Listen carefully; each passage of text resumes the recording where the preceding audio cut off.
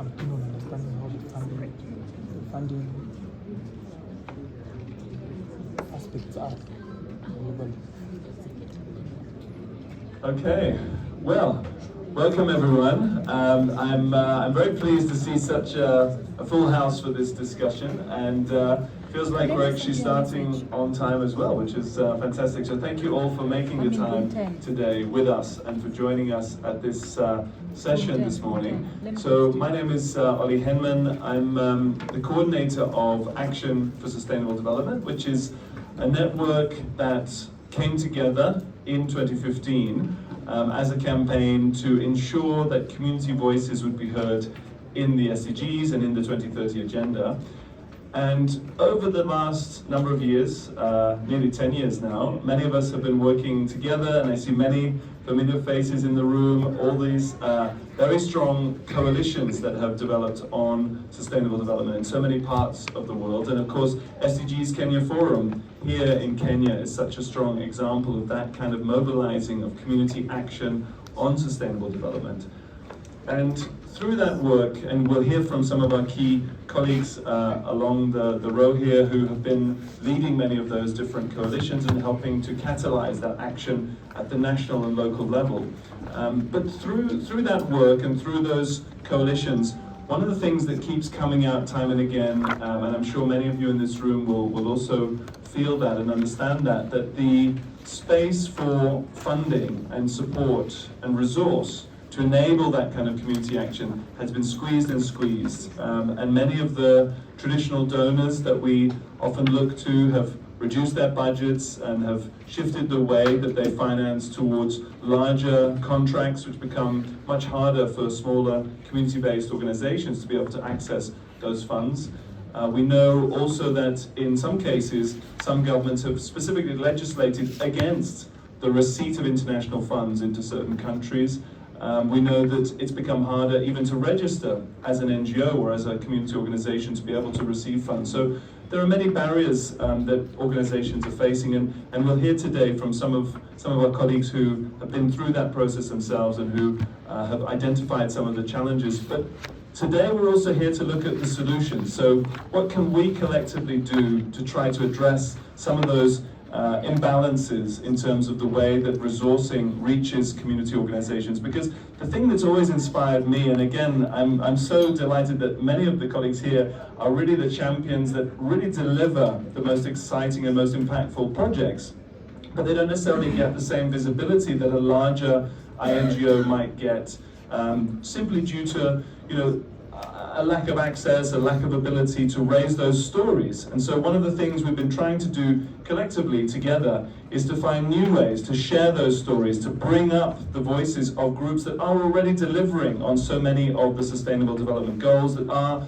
themselves the agents of change. They are bringing innovative and creative solutions. They're not waiting to be given a kind of model from outside. They themselves are championing and driving that change. And I think for us, as partners and as fellow travelers in this journey, we need to be raising up the voices and providing resource directly to those communities that are best placed to address the structural challenges that we see. So today we really hope to hear from many of you also in this room around the challenges you faced and the solutions that you see. How could we get more resource directly to those communities that are themselves making the change and making the difference? And we hope that today can be the start of a conversation. We know that there's a lot of discussion about, what actually are impact coalitions. In my mind, whether we call it an impact coalition or not, this is a conversation that needs to happen, and we will continue this conversation in the coming months, and we really hope to work with many of you on the new ways that we can promote and amplify community stories. So let me stop there, and I'd love to pass over first to my dear colleague Hallima, who's actually on our board, our facilitation group at Action for Sustainable Development. Hallima Nyota, over to you. Okay, good morning everyone. My name is Hallima Nyota. I'll be co-moderating this session with my colleague Ollie. And as the theme of this session suggests, funding community for sustainable development. And most of the time when we are asking the question of funding communities, we tend to ask questions but we wait for answers that most of the time do not arrive on time. And we are all aware that every community has its own unique needs. And talking about communities, we're talking about youth, we're talking about women, marginalized communities, and representation of indigenous groups, which most of the time do not get the opportunity to amplify their own stories, their own initiatives, and to rewrite their own journey. And this session today, we shall give a highlight on how Zovu as an initiative has given community platform to speak, to narrate, but also to highlight their own journey, and at the same time be able to ask the question on what challenges are we having as community action groups. And for the partners, for the stakeholders in this room this morning, we need to understand that for any form of development to be sustainable, we must be awake to the needs in order to buy people's ownership and participation. This will allow us for the use of local knowledge and resources, while at the same time encouraging mutual benefit from development projects. And Zovu as an initiative allows us to understand and appreciate community roles, perspective, and showcase their effort while providing opportunity for learning and inspiration. The biggest challenge we have faced is the question of funding grassroots communities, funding grassroots initiatives. And as we discuss on the Pact for the Future, we cannot fail to be concerned on the contribution and the role of the community in this discussion. So as we start, we want to open the floor to listen to the working practices, but also ask the donors, why can they invest for transformative change by funding communities? Thank you.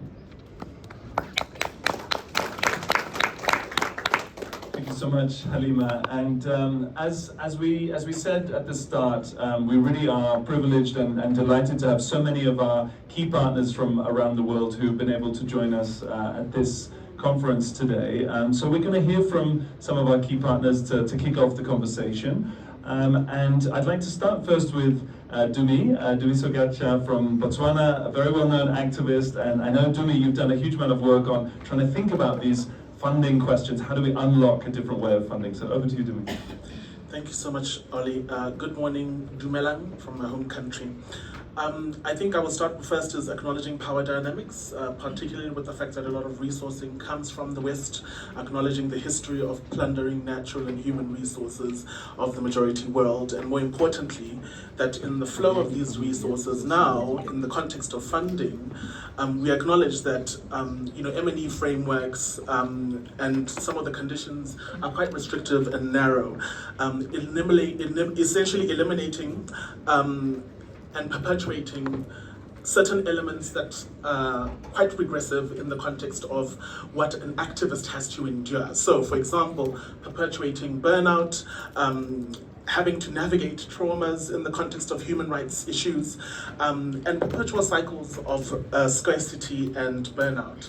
And I think it's quite important to flag some of these issues because when one views or uses the lens of a philanthropic or development industrial complex, that essentially perpetuates certain complexities that deny us of equal and equitable personhood and humanity. For example, the lack of simple refreshments within this convening.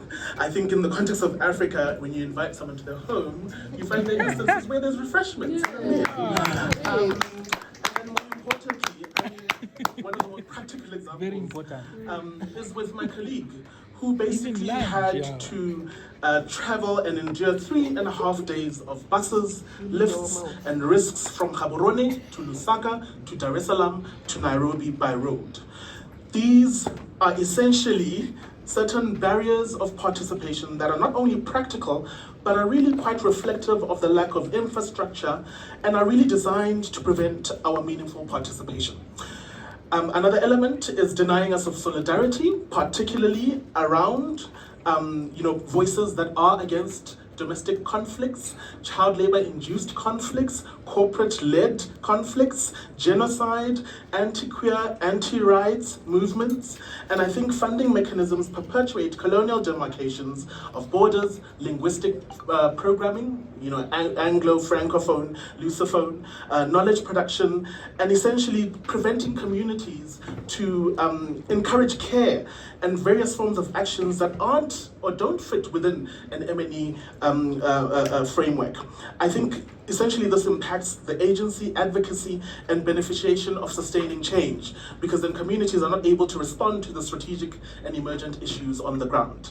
Lastly, there are solutions that grassroots, intersectional, feminists, climate activists, and many other othered groups that essentially have provided innovative means of enablement, from mutual aid to storytelling as a means to participatory research action that can contribute towards the VNRs, treaty bodies and special procedures, artivism in the form of poetry, painting and singing and songs, reigniting the legacies of social justice movements prior to many African countries' political dispensation in independence. And just lastly, to mention that grassroots movements need unrestricted, unconditional, and systemic resources to ensure that no one is left behind by 2030. Thank you. Thank you so much, Dumi, and thank you for really setting the context so strongly. It's really going to be essential that we build on exactly that learning that you've highlighted. So next we have Karol Arambula from MyWorld Mexico. Many of you will know a very strong coalition across Mexico, and I know you have huge insights on this as well. Over to you, Karol. Yeah, thank you, Oli. Buenos dias, everyone. Thank you, Africa, for hosting us who are coming from the other side of the world. It's gonna hard to beat you after that big speech, but I'm gonna talk about the experience that we had in terms of funding and how we managed to do it at MyWorld Mexico. So MyWorld Mexico started within the umbrella of Community Foundation with a group of volunteers that really wanted to impact the acceleration of the implementation of the SDGs in my country, specifically my state at the beginning. So we have been around for 10 years, but it's only 4 years ago that we established ourselves as a social entrepreneurship after long consultations, after revising tax law, because sometimes there could be the enabling conditions in the country to receive funding, but then when it comes to taxes, that leaves half of the money available for the organization to operate.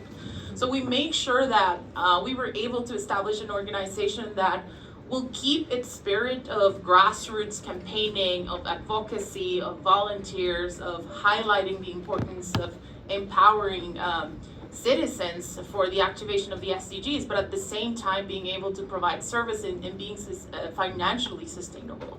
So we had it was like a 1.5-year conversation with accountants, with lawyers.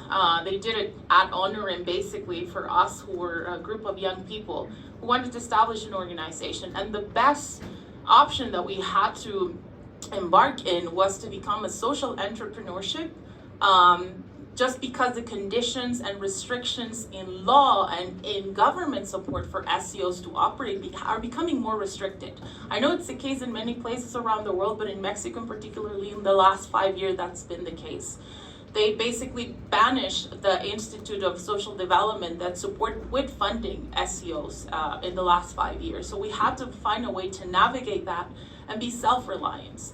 So we came up with a scheme of membership, and it happened very organically because it's a group of volunteers who are doing their own thing, who are doing professional things, but came together to work on the SDGs. And we were lucky to have local governments and private sector entities, even more than the central government, supporting us in helping them to align sustainable development to their actual mandates, whatever it is that they were. So we implemented a membership scheme that's self-reliant, that allow us to have financial sustainability. I mean, we're talking about sustainable development, but we have to start at home. And we were able to establish that in the last 4 years. And organizations are conscious of it. Of course, we have different schemes. There's organizations that pay a very, very limited amount at the year to participate in our programs. There's others that don't pay at all because they don't have the financial means to do so. So we have private sector as well that's kind of like filling that gap that SEOs cannot fulfill. And it has been quite a journey because, again, some of you were at the session yesterday, for us it was kind of accidental to create an organization and a social entrepreneurship, because we weren't, that wasn't the focus of an organization. We have tried to navigate that thing, keeping our spirit, like I said, but also being able to support finances, especially when civil society, at least in my country, sometimes tends to demonize receiving funds or cooperating with certain private sector just to be able to operate. So we have to bridge that gap and interact with other stakeholders in order to work in sustainable development. And that's how we have done it. We also, of course, receive grants because we keep, of course, supporting certain projects at an organization that we do it that way. But yeah, that's how we done it. We had to make a really strong learning process that took more than a year in order to do a structure that will provide us with financial governance. So it wasn't easy, but that's how we did it, and I'm happy to speak to anyone who wishes to know more about us and what we're doing in the region. Thank you, Oli. Thank you, guys. Thank you, Karol, and thanks for that really insightful process that you went through. And I know many organizations go through that same journey of how do you go from being a volunteer-led organization to actually establishing some sort of entity. Next, I'd love to turn to my good friend Joshua Alade from the Nigeria SDGs Youth Network. Joshua, I know you've also been through a similar journey, so please, over to you. Yeah, hi everyone, good morning. Karol from Nigeria. My name is Joshua Alade. I'm excited to be here because this is a conversation that I would always love to speak to. Just to pick up from my journey, I started Nigeria Youth SDGs Network in 2017 as an unregistered youth group. And then we moved up into a coalition of about 250 youth civil society organizations. But all the while, we were more reliant on personal funding. Most of those fundings were coming from me, so we're activating youth organizations for the SDGs in Nigeria. But in 2021, I sat down and I asked myself, hold on, how long do you want to do this for? What's the accountability measure that you're putting in place for your organization? If you want funding, how do you want to get it done? And this funding has to go beyond you using your own personal money. Because one day you get married, you'll have children, and money for those bills, you can't use them to run an organization. And the first thing I asked myself was, if I have an organization, what's going to be the theory of change? Would this be something that would appeal to funders? If I have a well-marked theory of change, would I be able to communicate to know what good looks like, to know what's changing? Because every time when you're going on a project, when you're applying for funding, you need to ask yourself what's changing, what needle am I moving when it comes to young people? And then the other thing I started thinking around was policy influencing. Are there gaps there? Dumiso talked about youth participatory action. There's a gap when it comes to youth research when it comes to education, youth research when it comes to employment. Could these be areas that we could leverage on?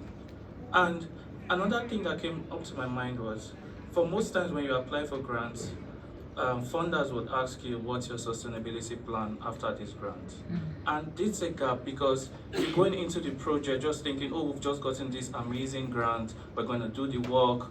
But what happens after that project? What happens to the human resources you are able to mobilize? And that's if you are lucky enough to have a project that pays for staff. Because most times they'll tell you, okay, this is just for direct funding. And I started thinking about the role of unrestricted funding in ensuring the stability of an organization, because this is really very important. And looking at it, I could say that for my organization right now, we have a 2 years multi-year funding that goes only to staff. So everybody comes into the organization knowing fully well that we are set for the next 2 years and we can do meaningful work that moves the needle. And then the last bit is around monitoring and evaluation. Most times we do not monitor, because again, what you do not measure or what you do not count, you cannot actually measure it. It's really very important that this is something that we put into perspective. And I would like to speak to the issue around reporting. You know, sometimes you're applying for grants and they're asking for all of these reports like reports of 5 years ago, and you're thinking about it, where do I get this reporting from?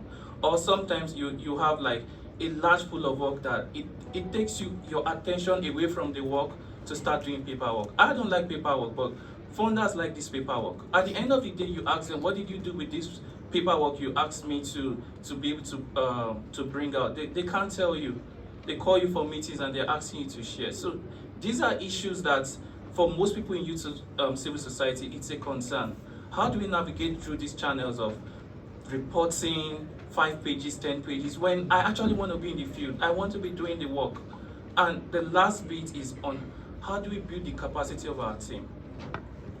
As the founder, as the executive director, there's so much that you can do. And there's so much more that when you have a quality team, it helps you to be able to amplify the impact. So how are we looking at processes whereby we can provide support, capacity building for the team beyond the right holders? And yes, we care about the right holders, but if there's no team, it will be very difficult for us to achieve the change that we want for our right holders. Thank you.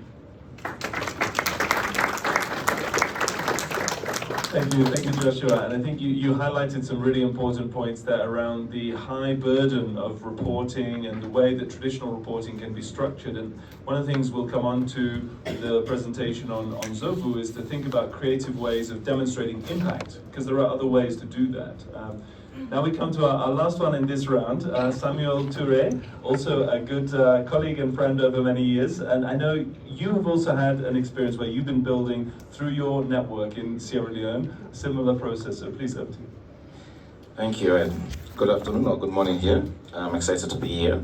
My name is Samuel Turay. I am from Sierra Leone, based in Freetown, but I coordinate a coalition of community-based organization. I'm also mixed with also international non-governmental organization, as well as NGO as well, a non-governmental organization. So it's kind of a big coalition, and that operates across Sierra Leone through the lens of volunteering. And what we're discussing here today is something that we face every day in our lives. What we see, the passion that we have to create the change that we so desire is being actually undermined by what the topic that we are having here today, funding.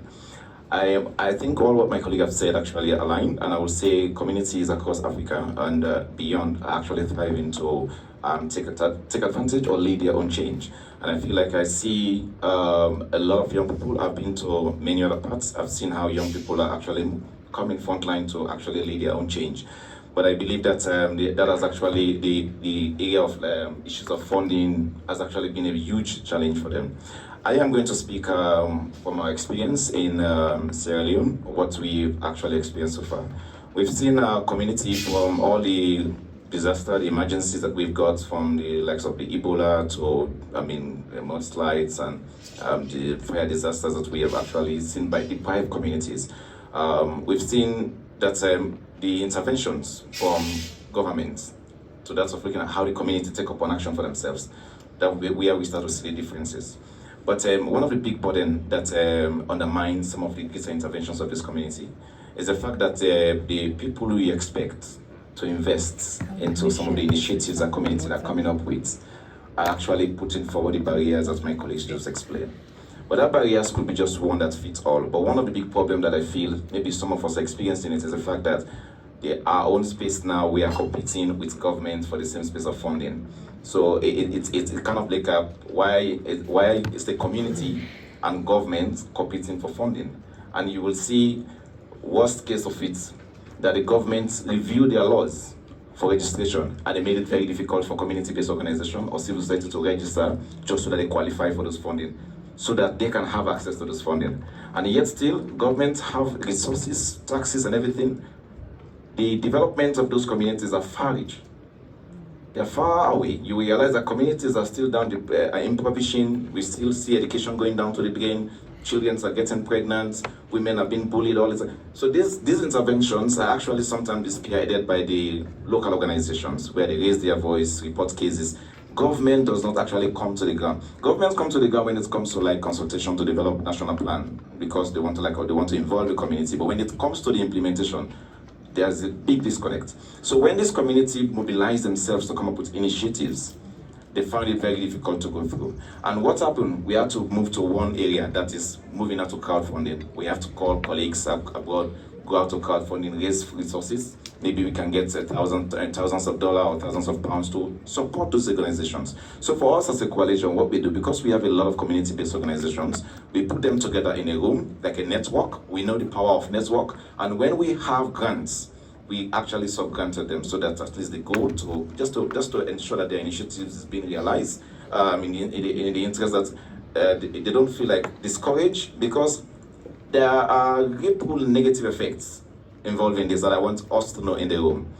When young people are passionate to drive change, in a situation where they don't find opportunities for them to thrive, and they feel that through this they can manifest their own ability, they can contribute to change, and they are deprived of those existing opportunities, what do you think could be the end result? You have a lot of young people moving toward violence, drugs abuse, and all of these things. So these are the things that we put into government, that if you actually continue in this direction, stifling the growth of community-based organization, not supporting community development program, you are adding a lot of more problems on yourself. At the end of the day, we are complementing your efforts, but the challenges on the ground are huge.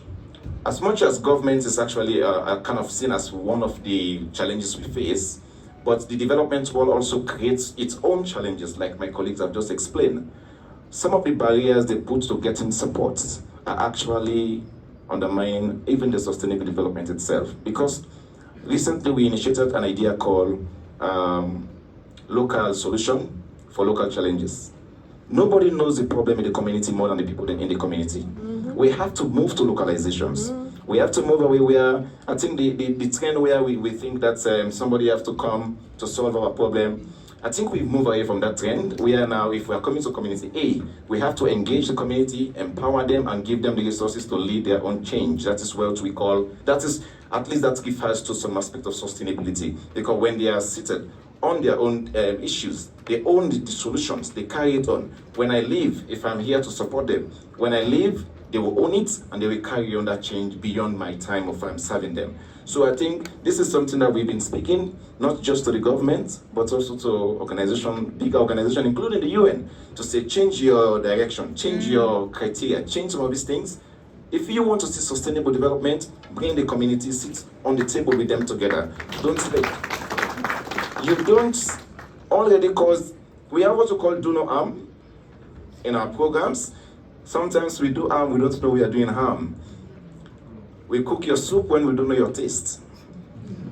Yes, because we plan for the community, we don't know even the community that we plan for. And then we go there, we tell them, we call them beneficiary. But as we are here today as actors, I want us to change that name from beneficiary and call the communities actors, because they are the ones that's really supposed to drive their own change. So let this message actually goes out, but for now we feel like the only solution that we are getting the support to empower those communities and empower young people to drive the change is by going out to calling for funding or crowdfunding, like the emergency response will give young people are there from the beginning to the end. We have big NGOs that goes there, they do mapping, they support and they leave. These young people are there. We have bigger government offices that are there, they said, oh, our funding ends in 2 weeks, they leave. Who stays in the community? The very people themselves. So we need to change our approach to how we actually award funding, but we also need to reduce those tension that we put, that is from government. Maybe all of us here can lend our voice to see how we shape things up. So at least what I will leave with you is that as we go, let us change the name that we call community from beneficiary to actors. Thank you. Excellent. Thank you so much, Samuel. And thank you to all of our opening panel. I think you've all brought so many of the key issues already to the table, and some of the big challenges that you've highlighted there, particularly around how do we shift the balance of power, shift the balance of resource, so that it really does lift up those who are already active, already delivering, rather than, as you say, imposing a model from outside. And so to that idea, just before we open, we'll open in 1 second, just before we open to the wider discussion, we just have a few slides, because my colleague here, Miranda, has done some research and interviews with many of our partners, And we've been building some options for a solution in terms of a website that could be helpful in this conversation. So we just want to present that briefly to you for 5 minutes, and then we'll come to the wider discussion. Thank you. Miranda, over to you. Thank you, Ollie. Hello, everybody. So I am Miranda Lofthouse, and I'm here at this conference to support and hopefully uplift the work of Action for Sustainable Development. And as Ollie said, one of the other hats that I wear is to contribute to academic research, working with both A4SD and the University of Bath in the UK. And before I get started, I just want to take an opportunity to say how happy I am to be here, together in person, not just with my colleagues, but with so many incredible people in this room who are doing such important work. And I'd like to reiterate Ollie's sentiment that everything we're speaking about in this session is to really highlight the impact of community and participatory approaches. So as I'm speaking, I'd like to encourage you all to think about how this might apply to you and your organizations. There'll be a lot of opportunity during the session to share personal experiences and case studies, and I welcome any discussion also about the work that we're doing. So we're a community-focused organization, and as such, we want to take into account as many different perspectives as we can.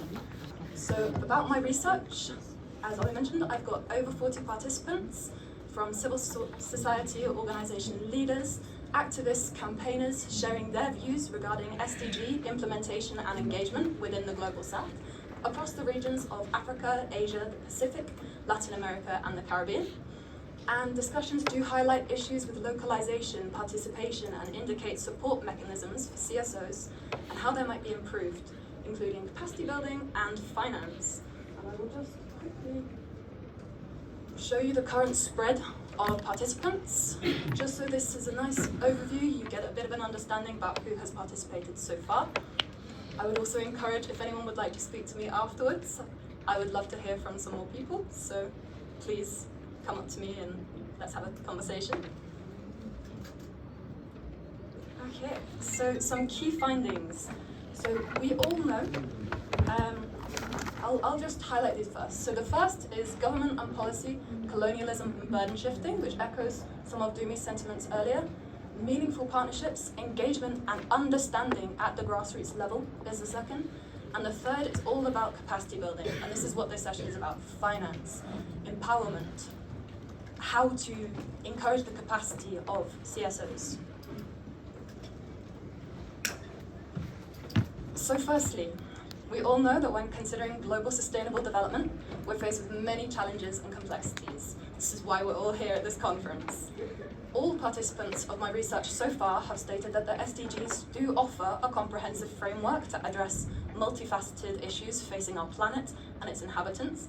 However, as we navigate the implementation of the goals, it becomes increasingly evident that their universal applicability is hindered by a multitude of factors, particularly, as Dumi said, in regions historically marginalized by colonial legacies and ongoing structural inequalities. And echoing his sentiment, participants shed light on the historical legacy and actual current impact of colonialism, suggesting that exploitation of natural resources, hyperconsumption, and burden shifting have perpetuated inequality and exacerbated environmental degradation. Northern-driven visions of economic growth harm the South disproportionately due to material extraction and practices such as companies outsourcing production and their factories. Moreover, the voluntary nature of the SDGs and the lack of binding legal enforcement mechanisms further compounds these challenges faced by countries in the South, where governance structures do present very formidable obstacles to effective implementation. And as a personal anecdote, as someone in academia, I'm going to echo Joshua's statement. It's evident that there's a Western paradigm of academic knowledge transfer, which perpetuates a narrative that neglects the contribution of stakeholders in the South. The North has often imposed its knowledge and policies without considering inherent global differences, which has perpetuated this cycle of inequality, exacerbating socio-economic disparity. And as we can see on this slide, the richest 10% do often cause the most damage, and participants make calls for northern countries to now assist countries in the South who are often struggling due to this exploitation, and crucially emphasizing the importance of CSO and community involvement in determining the provision of support to ensure that resources reach those who need them most. Next slide. So regarding engagement, meaningful partnerships and engagement emerge as critical imperatives for progress. Recognizing diverse perspectives and knowledge systems present across regions, it's evident that a one-size-fits-all approach is inadequate. We must embrace a collaborative ethos, and civil society mobilization stands as a very potent force for accountability and change, bridging the gap between the government, private sectors, as mentioned earlier, and local communities. And the applicability of the SDGs globally is impeded by significant geographic and cultural divergences, including, geographic context, poverty, inequality. And when what SDGs are relevant in the North might not apply so easily in the South. And by fostering this inclusive dialogue that we're doing today and empowering marginalized voices, we can ensure that development initiatives are rooted in lived experience and aspirations of those most impacted by inequality. So it's imperative to now consider the voices of diverse individuals, including women and girls, youth and the elderly, LGBTQ+, persons, indigenous peoples, and those from the most marginalized and rural communities. And in this regard, considering rural communities, participants particularly mention those who do not speak English. So when we're speaking about global policy, if the information shared is mostly in English, what does it mean for these people? This alone creates barrier in participation and exclusion of people at the grassroots. And this is a rather large quote, so I don't expect you to read the whole thing, but this is from one of my participants. So central and key to my research is the imperative of capacity building. And obviously this session is about funding, so I will mention that.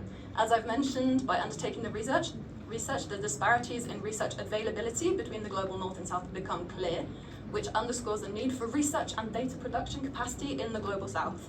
The uneven distribution of resources and funding further exacerbates these challenges, hindering progress towards ownership of the goals, environmental stewardship, and social equity. And getting to the crux points, all participants highlighted difficulties in accessing finance and emphasized issues with applying for grants and the inherent lack of consideration for the capacity and lack of technical resources of small grassroots initiatives. So they particularly mentioned their struggle with the bureaucracy involved in accessing funding from donors and administrative hoops that must be fulfilled, including reports that must be done. For example, if a small grassroots initiative is expected to provide audit reports, how would they do this if they've never received funding before and don't have the necessary capacity or resource to undertake this report? So we must move to a more human rights-based approach that prioritizes the need of the community before the structures and the system itself. Nicely to Zovu. So I'll just quickly do a little, I don't know if you would like to share in this, Esso. So quickly, Zovu is a platform built to support grassroots and community initiatives. Dialogue started in 2021 and has been ongoing, very collaboratively. A lot of people actually in this room are on the advisory board, so thank you all. The first round of funding has now been supported by the CJRF, and we have recently, actually just at the end of the last month, done a platform update to make it much more intuitive for users to use. And it's an opportunity for small grassroots groups to share their initiatives, communicate their impact, and it provides a simplified process for these small grassroots initiatives to access global support. And funding is currently being further developed, ready for trial. And we also have a learning hub, which I would love to get some input on what learning would be good to include in there. So thank you. That's it.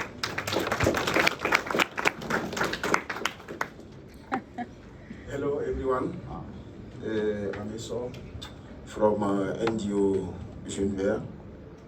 My NGO work with Action for National Development and DGEP. So I'm very sorry, my English is not very good, but I try to read my presentation. Speak your language. If it is French, speak French. They are not. No, I try to speak English, don't worry. I try. Je peux. So, in a world facing a big challenge, from climate change and social justice to the rise of populism and global pandemic, the time has come for action. And for me, Zovu, an innovative initiative, draws its inspiration from the communities must affect and their dedicated activists who are the real agents of change. The name Zovu means vision or clairvoyance. If to have Zovu is to discover hidden knowledge. The name comes from a local language in Togo. It is a bit like Mina and French mixed together. Zovu perfectly reflects our mission to offer a vision of a better and more sustainable future for all. And Zovu's goal is to join forces to transform challenges into opportunities with a focus on equality, social justice, and the preservation of our planet. The stories of Zovu fellow are not limited to being shared on our platform or in the media. They inspire the connected and they catalyze action. By sharing knowledge and best practice, we are building a global network of change makers driven to move our world toward a more hopeful future. Let's take the example of the community benefiting from Zovu in my country. In Togo, Miss Akapo, the person named Miss Akapo, has launched an innovative project to promote agroecology and women's empowerment in her community. With Zovu's support, Akapo chairs her project on the Zovu platform.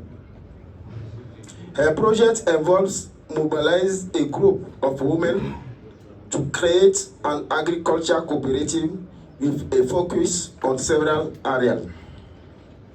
The first, mushroom production. This is the green business, very good in Togo. The second one, poultry, sheep, goats, and pork farming. They use animal waste as organic compost to enrich the soil. The third one, growing climate resilience vegetable, using sustainable climate resilience farming methods such as agroforestry and permaculture. Not only has these projects enabled the women to generate additional income to support their family, it has also made them more resilient to economic and environmental shock. What's more, by sharing their success and challenge with other communities, Ms. Akapo and her team have helped inspire and motivated other young people to replicate similar initiatives in their own communities. So, to foster community development, it is crucial to facilitate the exchange of best practice, offer training and coaching to young people, promote collaboration and networking, value innovation, and guarantee access to necessary resources. Ladies and gentlemen, dear participants, we are the future, we are the change. The time has come to act. I invite you to join us in this noble cause by investing in Zovu. Your financial, technical, or moral support will extend our reach, amplify our action, and inspire even more people around the world. Together, we can create a lasting impact and build a future where justice, equality, and sustainability are within everyone's reach. In conclusion, Zovu is much more than a project. It is a movement, a call to action, and a shared vision for a better world. Thank you very much. Merci beaucoup, Esso. I'll just quickly also show you a little screenshot of the map of Zovu. I'll put that up next. Please. Thank you. Merci beaucoup, Esso. The word Zovu, as Esso explained, came from a language from Togo, and it's very much about foresight and seeing the future that we want. And so this gives you a little snapshot, as Miranda says, of some of the different projects that are already being featured thanks to the Climate Justice Resilience Fund support. And we hope to include many, many more. Many of you in this room, we hope you can also be featured here. And the idea is, as has already been well explained, is to really showcase and highlight and bring to the fore so many different community projects that can then receive funding internationally so that the funding can reach you directly. But I know, Hallima, you've been one of the instrumental people in designing this, so let me pass to you for some final thoughts and then we come to the room. Okay, thank you so much, Oli, and all the panelists. From the discussion, we should not forget that each and every person comes from a community. And most of the time, I want you to imagine a situation where the conversation of leaving no one behind does not make sense to you because your community is not part and parcel of the conversation. Is leaving no one behind just a fallacy narrative, or do we want to walk it? And if we want to walk this conversation, the discussion of funding communities should not be negotiated. The discussion of amplifying the work of grassroots communities should not be negotiated. But it is time that we call all governments, member states, and even donors seated in this room who will be given a platform later to start asking, are we going to be needing communities when we want to develop case studies and research? Or are we going to ensure that communities become part and parcel of development agenda by giving them resources to champion their own narrative and to write their own stories? We are tired of having our stories written by other people. It is the right time that we start charting our own course, and the only way to do that, give us money, way to see change, and it will not take long for you to see change that you deserve. Thank you so much. It is the time for us to open the panel. Please, if you have a discussion, feel free to raise your hand so that we may give you the mic. We'll start from this side. Okay, let's start right here. Greetings. My name is Samuel Ikuadiongo from Habitat International Coalition based in Kenya. And we are calling for sustainable public financing through the governments for housing and land rights before we can move to innovative, so-called innovative funding through private corporations, which will prioritize profits over human rights as a form of commodifying homes. We have heard from examples from Sierra Leone through Samuel that governments have taxes, have revenues. It's just an issue of mismanagement of public funds and corruption that leaves people in abject poverty and lack of fulfillment of human rights through the governments. Thank you.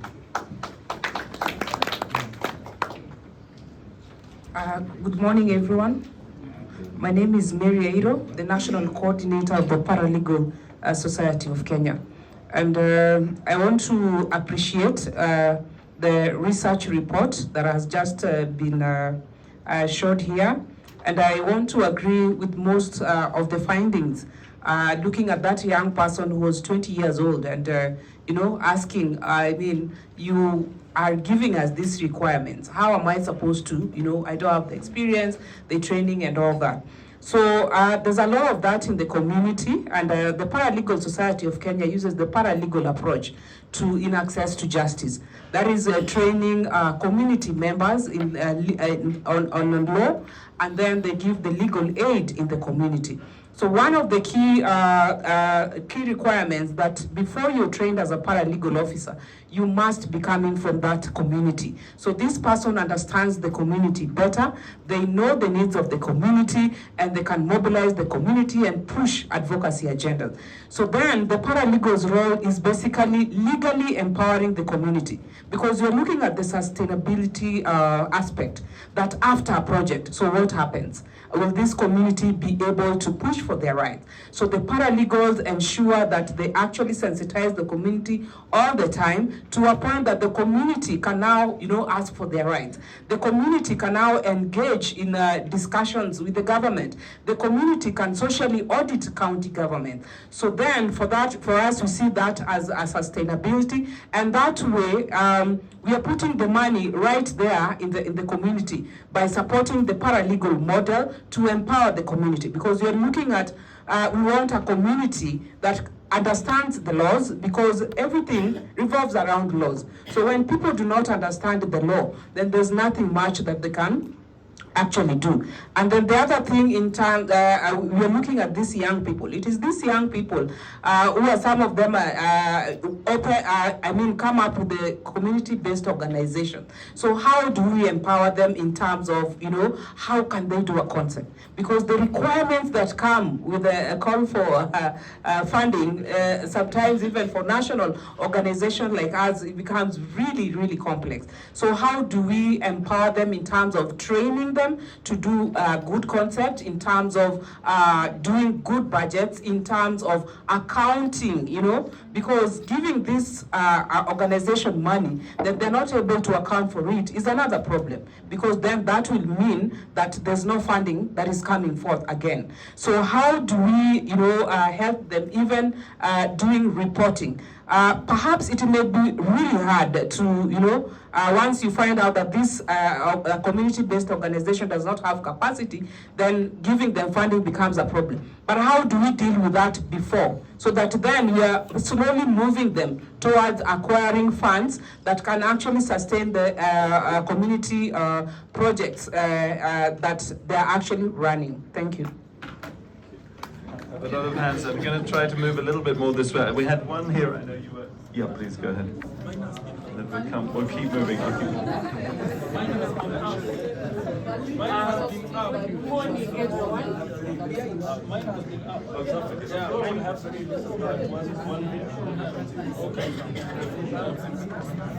Okay, good morning, everyone. Mujewa Leko from Uganda. I'm Jessica Agatha.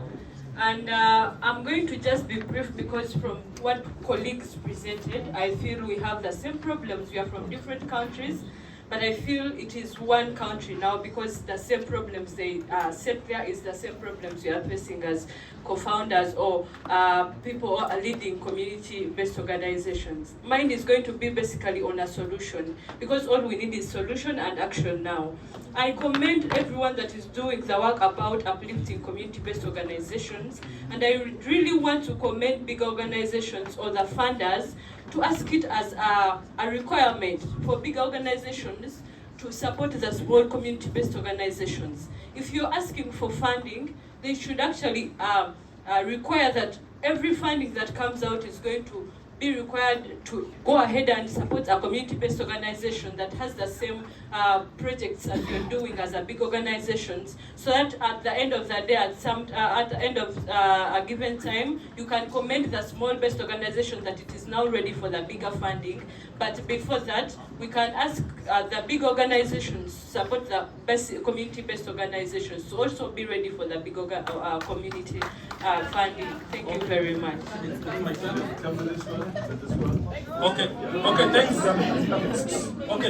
Thanks so much. I had asked if they can record what I'll be saying. Just for my now allow me, I'm from Kenya. Allow me to localize this conversation in the Kenyan context. I work with Community United for Development, but we have our social enterprise called AGREC, where we do capacity development to support the NGO because of the funding challenges. We train people, we do consultant and research. Let me go to my points straight. Number one, our country, Kenya, moved from the lower economy to the middle class lower economy. The grants ran away. Civil societies, despite our constitution providing a big space for the civil societies, we don't have funding because our country moved to the lower mid-level economy. Number two. Hello? While the global development partners are pursuing the issues of localization. This is the trend I've seen, and I'm talking as a PhD candidate and a person who does training in resource mobilization. We have seen the bigger organization now, instead of, basically the funding should come to the local. Yes. They are now registering as local organizations and companies. So basically there, you are funding an organization that is global, but it has moved up to something else local. We can't access the funding. Yes. Hello? Three. I have very clear points that must come out. Three. Hello? Three. This is what I want to say. Even the UN itself, the application process is too complicated for the locals. Let's start from there. That is where the issue is. I have supported organization to do the proposal writing. It is not even friendly. You really struggle. Now I want to say this, I want to say this. Please, let us contextualize the issues of localization to mean organization on the grassroots, not multi-global organization, moving up to companies, local organization, to grab the little funding that is coming to Kenya. Yes. Thank you.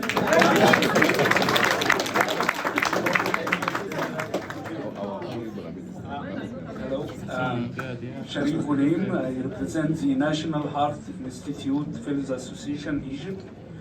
Actually, I have 2 points about what I've heard today, is that how we can broaden the funding base that comes to NGOs or civil society organizations. I think the UN should lead an effort to make all state members in the UN to designate a certain percentage in their budget or GDP to, as they designate, to health, education, and so on and so forth, to civil society organizations in their budget. As well, all corporations that work with or benefit from the UN should have a percentage in their budget to that matter. But most of them actually designate that, but in their own countries, which is usually rich countries like the US and the European Union. The other one is that this funding, in order to actually reach the local communities, there are structural issues and there are other capacity issues that should ensure that this funding will actually go to addressing the root causes of the problems, not the signs and symptoms, which usually ends up when we do projects. For example, if the organization try to combat child labor or child marriage and so on and forth, and they don't actually address poverty, for example, all your effort ends the day you end the funding. So we should as well work with the local communities to dig deeper into the root causes, rather than just having wish lists from the community on what they want. Thank you.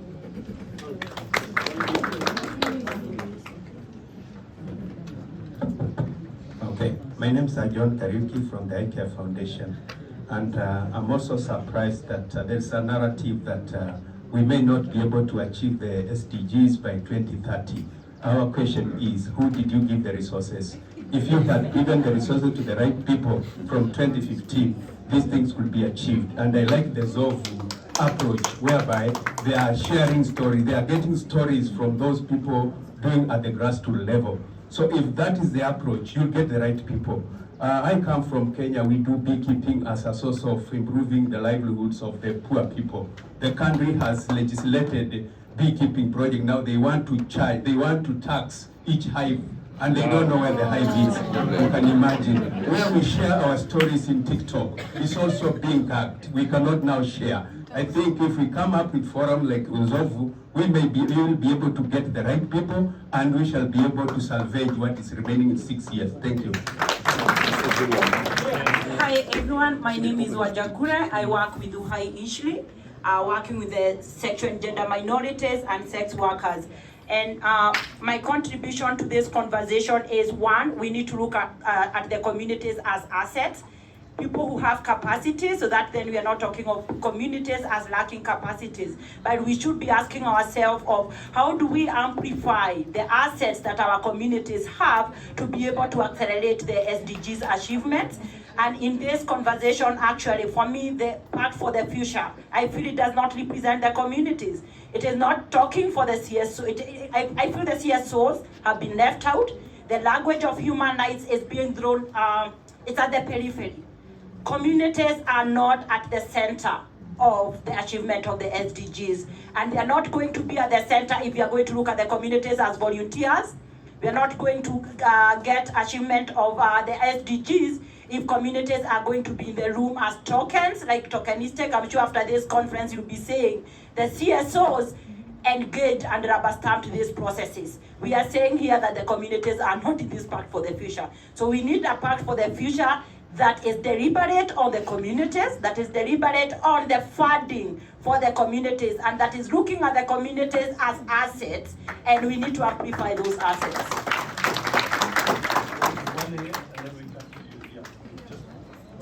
Thank you. Hello, my name is Karol, and I'm the convener of Civil Society Advanced Forum on Sustainable Development. It's a national network of civil societies working on the SDGs in Nigeria. And fortunately, this national network is being coordinated from the community because I'm based in the grassroots, and as the convener, that is where I operate from. I refuse to go to the city because it is for the people.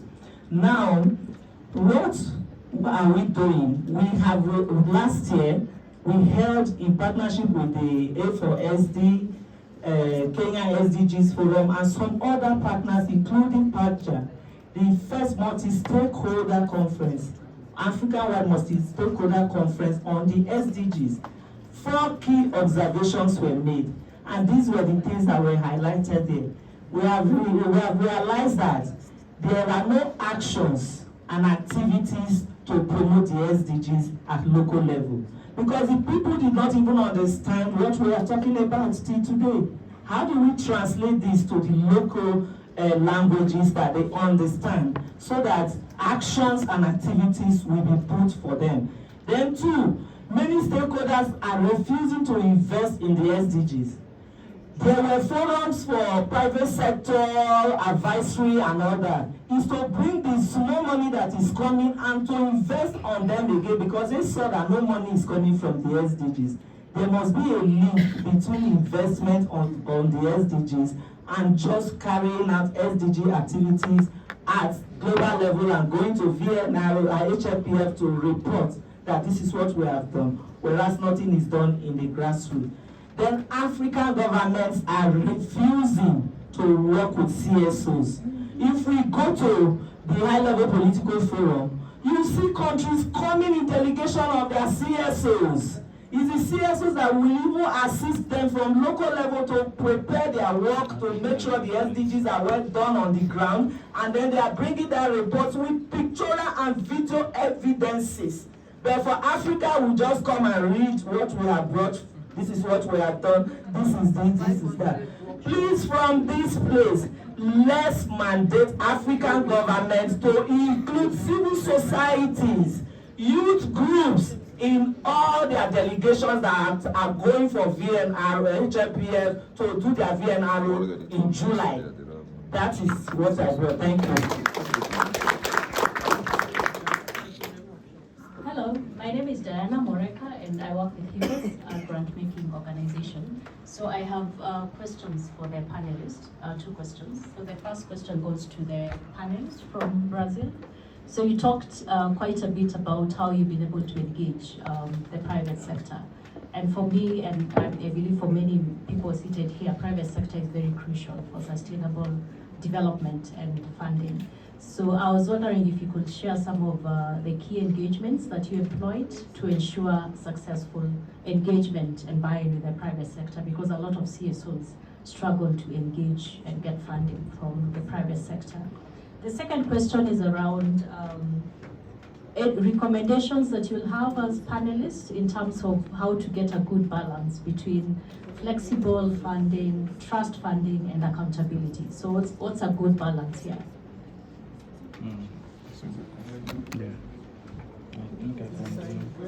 Hello everyone, my name is Lydia Opio. I'm from Kibera. I'm the founder of an organization called Passion to Share Foundation. Mine is very simple and easy to understand. People have been talking about funding. Now it goes back, I want to talk on behalf of the founders of organizations. The situation is too bad in terms of organizations getting funding. Until now, we are going back to our own pockets. Founders of organizations are using their own money now to support the NGOs, which is something that is unacceptable. It has become so difficult that if you founded an organization and you are so passionate about what you are doing, you have to find a side hustle so that you can support your organization. Kindly, the government and the UN and everyone listening here today, if we come to you for support, please give us funding. We are very passionate about what we are doing in our communities, and all we need is someone to hold our hands, someone to help us, someone to give us the money so that we can implement our work in the communities. And the last thing I want to say, now this is an encouragement to all of us here. Even as we do whatever we are doing in our different capacities, let us remember to economically empower our beneficiaries so that they will not depend on us for the rest of their lives. Thank you. Thank you so much. My name is Grace. I'm from East Africa and I'm a peace practitioner. I really love the conversation, and just to add a little bit on what she's saying, please also listen to us. Don't always be speaking every time and not listening to the local communities. Listening is very important because it's in that way that you get to understand the real situations on the ground. I work for a youth-led organization that is global, but I coordinate East and Southern Africa called VioNet. And I will talk more about the how than the challenges because I feel everyone talking in the room about the challenges, funding and blah, blah, blah. One of my first how, to the INGOs in the room, to the donors, to, organizations running very big projects with very big money. Please don't come to Africa and establish an office. Please don't. Partner with the local organizations on the grassroots. Give them the money. Let them run for you. Let them lead their own initiatives and run with their narratives. Second how, to donors and grant-making institutions, please, when you talk about funding projects, I think from my background on what projects are, projects have a timeline, right? They come to end, right? So does it mean that if I'm leading a peace building project, then when the funding stops, then the peace stops? So if it's a social justice project, if the funding stops, then the social justice activities stop. Please start funding programs. We want to ensure that once activities or projects are funded, then we can continue so that the narrative could still be supported in the local communities. When you fund projects, it means that it's not our daily way of life. It means that you're just imposing some of those narratives of policies or engagements you want us to do. But if you fund projects, we'll be able to fund things that our community needs, the challenges that are very crucial to the communities themselves. Finally, I'm running a campaign called Peace Starts Here. It's supported by Peace Direct. Peace Starts Here is a campaign for peace builders, local peace builders. So if you identify as a local peace builder, please carry your hand. Thank you. If you don't, then probably you're doing peace building and you don't know. We are all peace builders. And so, Peace Starts Here aims to really recognize the efforts of local peace builders because that is where conflict is. It's in the local communities where conflict is. So, please support the local communities. We have 5 manifestos. The first one, make space for local peace builders. But I'm going to share this. Please not for me. I'll be able to give it to you. Thank you. Thank you very much. Give them more room than the main panel. All right. Good morning, everyone. Good afternoon. No. let's start respecting someone's views from here. That's when we will progress. Thank you very much. My name is Jeunes, the co-founder and executive director at Umoja Refugee Creative. It's a refugee-led organization, and I think there's spice here because I've haven't seen or heard someone talking about refugees. We have more than 11 millions on the globe of refugees. That's more than just a country. There are countries that cannot have that number, and no one is talking about it here. From yesterday, I mean. And I'm very happy, but also very sad to hear that even CSOs in their own homeland, they are facing these issues. Now you can imagine what is happening for refugee-led organizations, refugee-led initiatives in a land that they are called strangers, in a land where they are labeled refugee. But why did this happen? Because local and international initiatives have been there working for refugees, but nothing has been there to be proven done for them. And what is happening is that there is this narrative. I want to be very short, so I will not go into a lot of stories, but there's this narrative that is being used everywhere. Capacity to CSOs, capacity to RLOs, that's refugee-led organizations, RLOs, if I use that word. That means what? That is a way they found to block every grassroots initiative to not access to fundings. Now, let me give you a simple equation, and that is what's happening in the INGOs, the bigger institutions. Capacity means you can have an M&E personnel, you can have HR personnel, but that means if you want the capacity at the grassroots, give them money so that they can pay an HR, so that they can pay an M&E personnel, so that they can hire a consultant to build strategies, plans, and that is where we are talking from. Now, for refugee-led organizations, it's a very different situation because not only they don't have the right to even try to navigate into the funding access that is there, but they are mostly blocked by the fact that they are called transit initiatives. That's wrong. We are in the community. For example, I've been here in Kenya for 10 years, and we are operating, working with refugees and host Kenyans in the slums where we work from. Thank you very much. Thank you. I really can see so many hands. I'm sorry, we need to keep moving around because there are also hands on the other side. I really appreciate that there's so much interest in this team. I think we need to take 2 here now, and then 3 on this side, and then we come back to the panel. And if we have time, we'll come for a second round. We come 2 on this side. So we have 1 here and 1 here, 2, and then we come for 3 on the other side. Ollie, can I just mention we have 15 minutes, so we can run a little bit. Okay. Once and for all, I want to thank for taking this opportunity. My name is Gatsha Malicha. I'm from Esso. Okay, the other thing I want to talk about is to have what we call scrutiny. So many donors, sponsors came, but they usually pump a lot of funds to single organization or CSOs in a certain area. Yet there are several organizations and the CSOs which are working in the same areas of intervention in that particular area. Then after the project comes to an end, you see being pumped a lot of money. Now they want to empty the account because of the limitation of the time. They are at the last point, driving a lot of money to specialized areas for no any apparent reason. Yet they are also a very good and very able with a lot of potential organization in that particular area, but they can't receive the fund. Usually the system top up there is very corrupt. Please have a scrutiny. If an organization is having more than 3 donors, don't give money and make it fraud. Can you spare otherwise? Because the others which are there are are doing a lot of work, in fact more than as compared to those who have got a lot of trouble. Thank you. That's the best way. You cannot stop now. Thank you very much. My name is Karol and I run.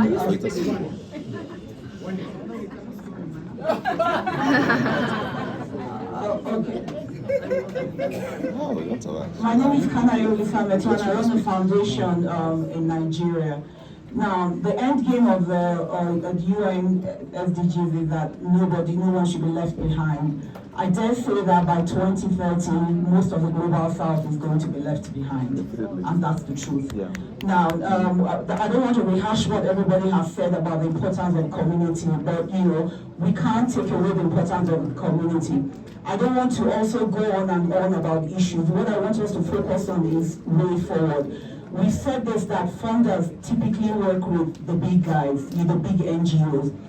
Because some of the smaller ones do not have capacity or do not have track record. Now, how do you have track record if you are not even given a chance? Now, it would also be really sad. We're talking about parts of the future, parts of the future. It would be meaningless if we don't make any impact. How are we going to be able to make that impact? One thing I would like to see, otherwise at the end of the day, everything we have done here will be a box-ticking exercise. Is there a way, even if it's just the people in this room, come up with some sort of, what's the app? We looked at Zovu, for instance. Is there a way we can come up with maybe coalitions along the lines of different thematic skills, thematic areas, so that by the time we're leaving here, we know that we're living with something tangible. We haven't just come here to tick a box, yes, I came to Kenya. Thank you. Thank you. I finally got the microphone. I'm Nicoline Waze. I come from Cameroon. I run two small organizations, Pathways for Women's Empowerment and Development, and an Integrated Agricultural Training Center. I am a product of a peasant rural family, and what I wear is produced by my people, 95% by women and girls. And I want to say that there is an aspect of community that we are leaving out in these conversations. What about the resources within the communities? Because we always come to talk about the needs of the communities. We fail to know that the communities have assets. They have capacity, they have knowledge, they have resources, they have agency collectively and individually. I come from a community where this year in April we celebrated our 70th community development organization. And for 70 years we have never benefited a kubo from any donor or not even government. We have the best pipe-borne water, we have the best roads in the villages, in a way that our neighbors have earned us the name Small London. We are Small London because being a rural community, a peasant community, we have developed, we have hospitals through contributions from the community, the villagers. My grandmother died 3 years ago, she was 103. But each time, at the beginning of the year, she will remind us, ask us if we have paid our community dues. My mother-in-law is 106 years. This year, she asked me if I have paid our community dues. That is how important community contribution, self-reliant development it is for us, and we own it. Government has come and begged us to put meters and for us to begin to pay water bills, and we said no. We have good, well-constructed reservoirs with money, with water tanks, with money that is contributed by the communities, and we have been doing this for 70 years. The problem with community contribution and knowledge is misrepresentation. People claim that they represent communities. Your father don't have a house in the village. You have never stayed for 2 weeks in the village, and you claim you are representing a community that you don't even know anything about them. And you think that these communities are so poor that if the white savior does not give them money, they cannot survive. My parents are illiterate. They gave birth to 14 of us. We all went to school. I had the privilege to study in the #1 development institute in the world, the University of Sussex, Institute of ITS. Nobody paid my school fees. My parents, who are believed to only be doing but subsistence farming, have done this, pay our hospital bills. and make us who we are today. We have resources in the communities. Can we go back to our communities and start by looking for the resources in our communities? Can we show our donors? Can we show donors what we are able to do by ourselves before we ask them to help us? Last year, my community, because we are beginning to face some dryness due to illegal logging, my community youth on their own planted 4,000 trees around water catchments. We are a no-water region, but community youth have demonstrated that we can produce fish and be self-sufficient and even sell.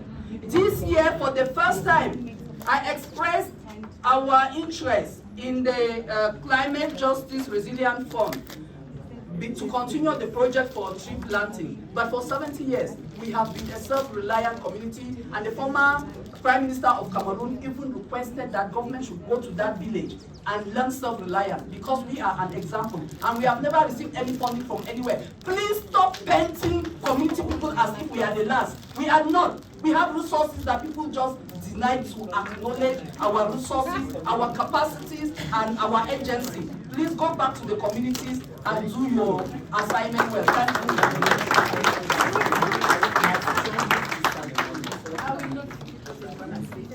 Thank you so much. I'm Chaka Ngumi from Kenya. I work for an NGO called Young Professionals for Development. I have two comments on this presentation. One is about social contracting. Social contracting is an emerging issue. I don't know whether some centers have done that.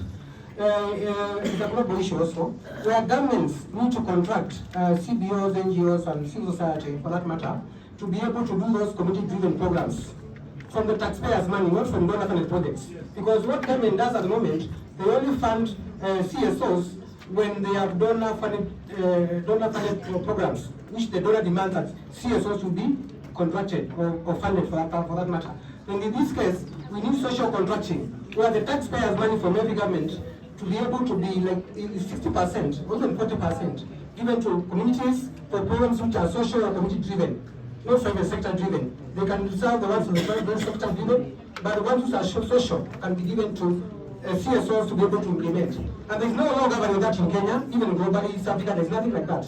So this UN meeting today will be very critical to have a UN declaration on agreement where the UN can enforce governments to do that globally, especially in Africa, Latin America, and the other countries which are like South America and the other Asia, which are governments which are rogue. We don't want that money to go to lost, because governments are always corrupt. If that social contracting is never given, it's given to private sector, that money is lost. So we need to be given to CSOs. So we need a law, we need a pact at the summit of the future, which is coming up. From this meeting, let's research on that and be able to present a paper, which now governments will adopt. Thank you. Let me hijack the mic as an activist.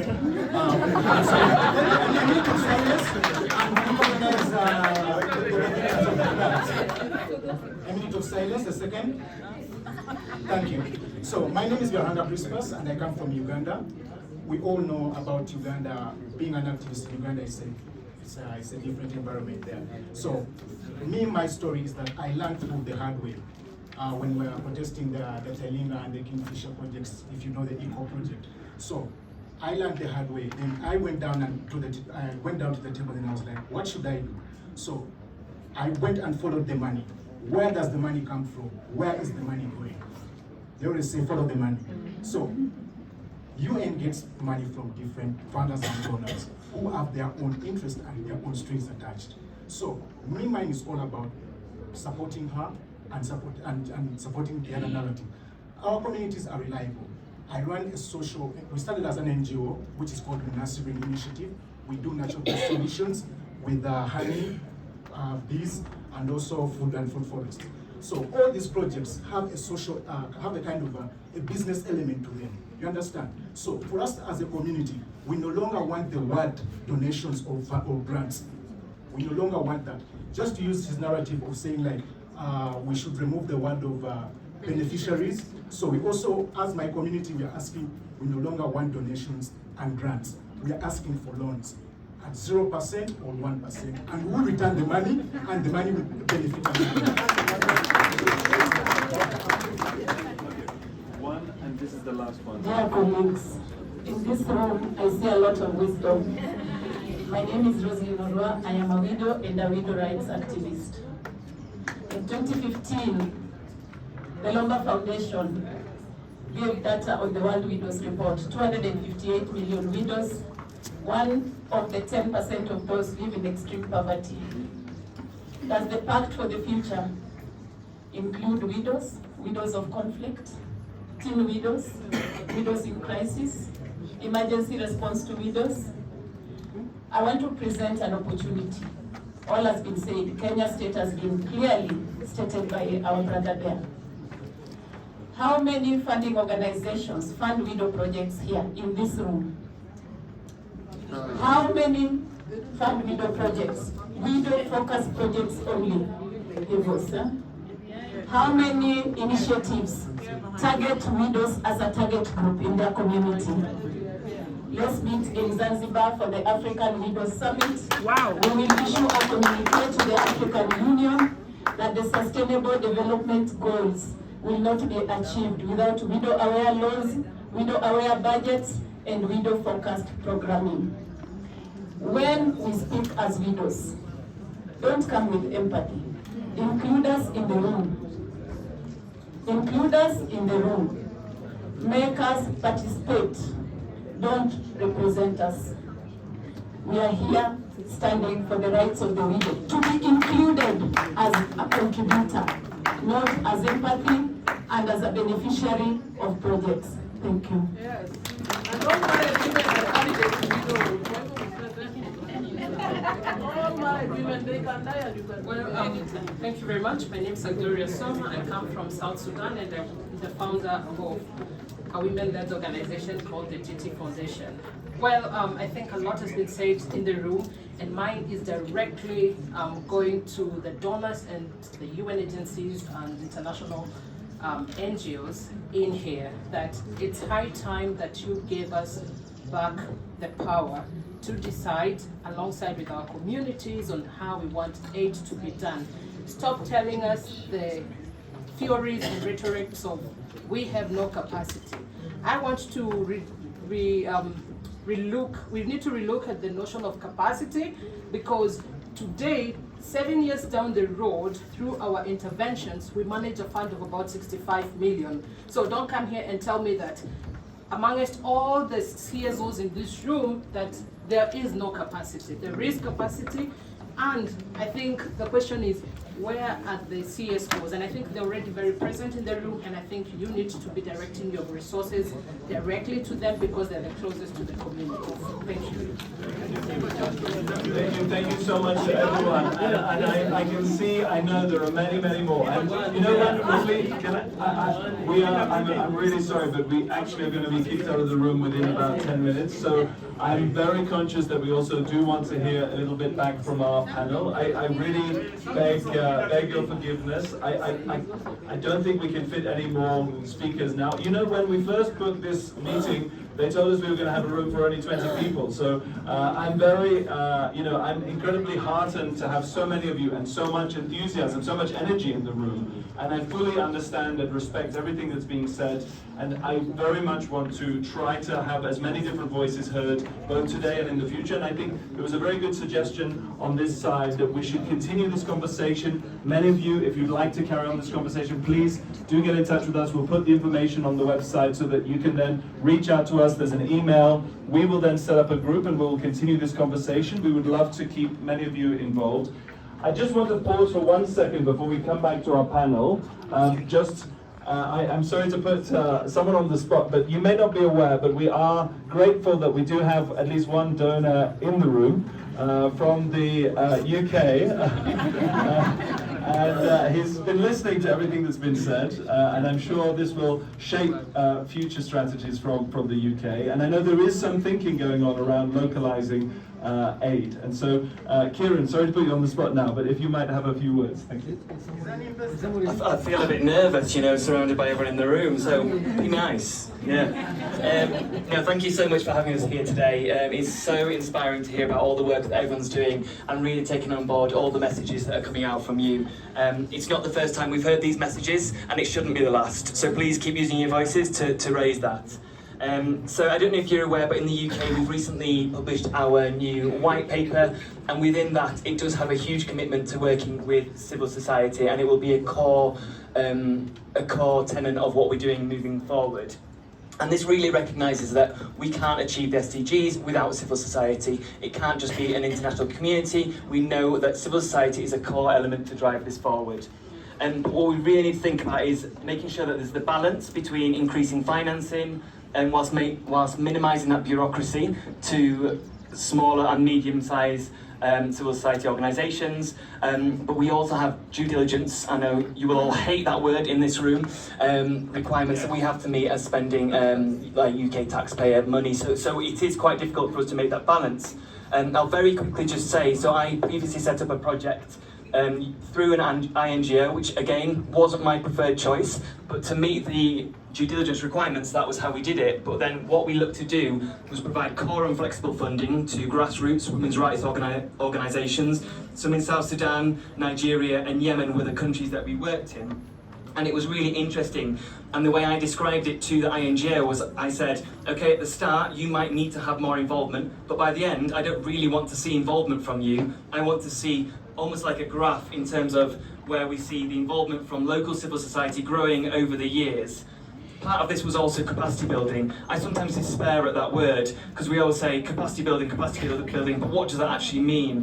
What we did in this sense was looking at the self-determined requirements of those organisations. What did they need to be able to secure money moving forward? And one of the organisations that we worked with, they said they needed X, we then provided that. They were then able to secure funding from another organisation that never would have spoken to them before. So we are looking at moving in the right direction. It's not as fast as I'm sure everyone wants in this room. We do totally recognise that it is quite a slow process, but I think we are moving in the right direction. So keep pushing, and I think we will hopefully get there. Thank you so much.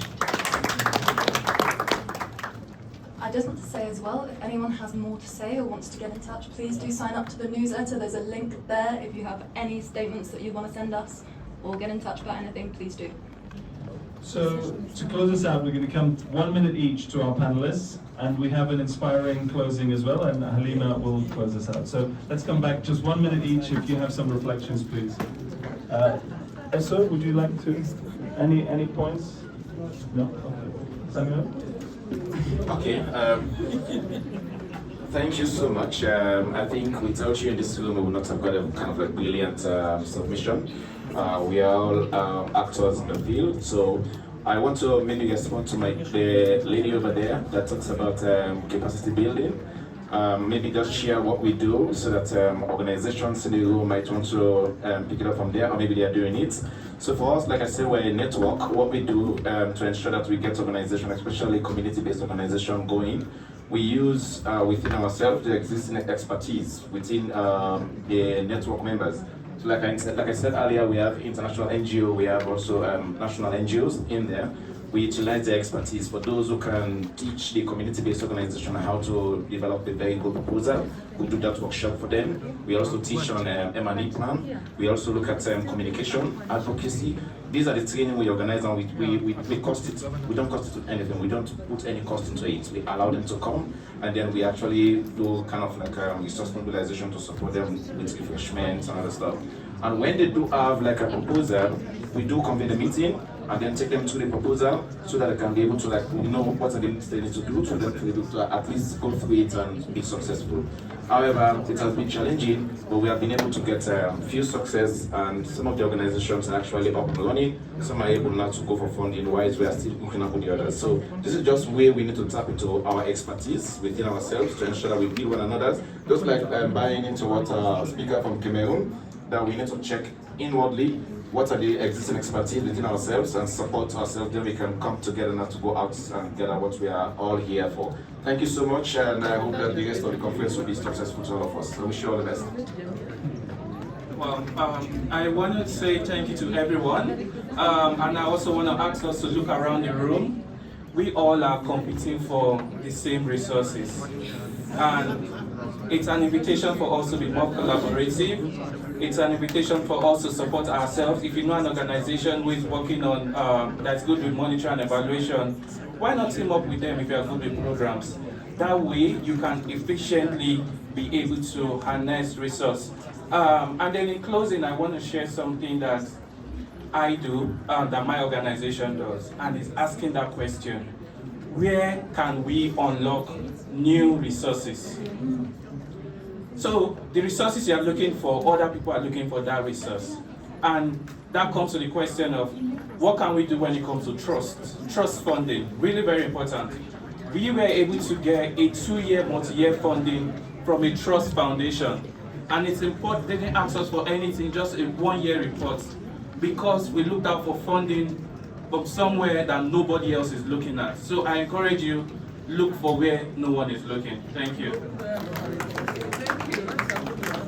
Just very quickly, engage and talk to each other and find a common ground. And in our case, it was successful with the private sector, just answering the question from the people back there. Because we found common ground and we educated each other on the contributions that each had. So I support agency and stop patronizing and colonizing. We're able to do things on the ground. Thank you. I would just like to touch on the one element. Firstly, thank you so much for the different contributions. It's a pity we don't have enough time, but I would just like to touch on the one element around accountability. I think it's very interesting because when we ask our governments to account, we don't get answers. When we ask UN agencies, when we ask political leaders to account, we don't get answers. And I think for some reason, there's an expectation that grassroots activists and civil society should account in the same way that there are expectations that governments and NGOs account. And so I think there's a need to really have a better understanding in how do we make accountability as a shared learning process and not as a form of control. And I think that's one of the biggest things that needs to be shifted in order to ensure that there's more equitable ways for meaningful resources. Thank you. Okay, thank you so much, everyone. I want to give him 1 minute, then we close the session. Thank you so much. My name is Jacob Parito Lemomek. I'm from Amboseli, Kenya. And my point is going direct to the donors, because I am from the Maasai are well known with the conservation. But come to conservation, the Maasai are not benefiting with the conservation. One. And in Kenya, there is a vision of 2030 that says that everyone will be having water in his house and light in his house. When the place that I came from, the rural and the indigenous people, they are not having clean water, and they are also not having electricity. So, my point to the donors, they need to visit direct to the small organizations which are working with the indigenous people, who is working with the community, so that the community benefit direct to the funds which are being given by the donors. Thank you so much, guys. Two statements from me. The good book says, lack of knowledge is the beginning of destruction. And my words today are, the lack of involving communities in the discussion of Pact of the Future will be the beginning of failure, just like SDG did. Thank you so much for your time. And we are closing the session. Thank you for coming. Thank you for participating. We remain connected to our